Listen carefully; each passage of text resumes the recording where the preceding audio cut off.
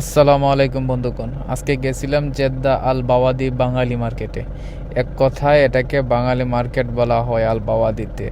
Jeddah Bangladeshi প্রবাসীদের প্রাণকেন্দ্র বলা হয় এটাকে। এখানে রয়েছে বাংলাদেশের কালচারাল যত খাবারের রেস্টুরেন্ট।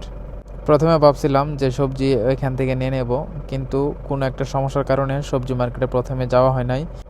যেহেতু এখানে সবজি বেশিরভাগই সুদানের লোক বিক্রি করে, বাংলাদেশিরা এমন তেমন একটা নাই এখানে।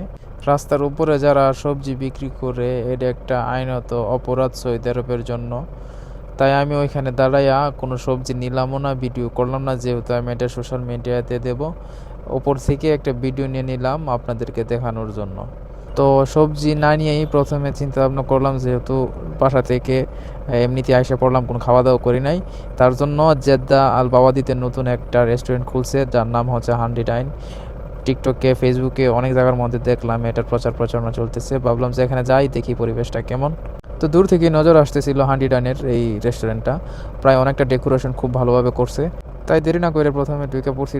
রেস্টুরেন্টের ভিতরে ঢুকে এই প্রথম জেদ্দার ভিতরে একটা নতুনত্বের ছোঁয়া পাইলাম, বিশেষ করে বাংলাদেশি রেস্টুরেন্টের মধ্যে। এমনটা হয়তো এখন, এর আগে আমি জেদ্দাতে দেখি নাই বাংলাদেশি রেস্টুরেন্ট। সাথে সাথে অর্ডার দিয়ে দিলাম। অর্ডার দেওয়ার মনে হয় প্রায় 5 মিনিটের মধ্যে আসে পড়ে আমার খাবার। আমি অর্ডার করছিলাম বিফ তেহারি। তো ট্রাই করলাম, আলহামদুলিল্লাহ ভালো লাগলো খুব, খেতেও খুব সুস্বাদু লাগছে।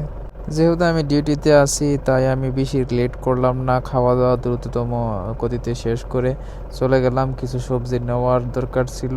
একটা দোকানে গিয়ে আমি অল্প কিছু সবজি নিলাম, যেখানে ছিল সিম আর করল্লা। তো এগুলা নিয়ে আমি আমার গাড়ির কাছে চলে গেলাম, কারণ কি যেহেতু ইমার্জেন্সি কাজ, নির্দিষ্ট একটা এরিয়ার মধ্যে আমাকে থাকতে হয়, তাই জলদি করে আমি ওই দিকেই চলে যাওয়ার চেষ্টা করতেছিলাম। তো এ পর্যন্তই, সামান্য একটু ভিডিও করে আপনাদেরকে দেখালাম। কেমন হয়েছে জানি না, ভালো হলে ভালো। যদি ভিডিওটি ভালো লাগে অবশ্যই আমার চ্যানেলটিকে সাবস্ক্রাইব করবেন। তো ধন্যবাদ সবাইকে, খোদা হাফেজ।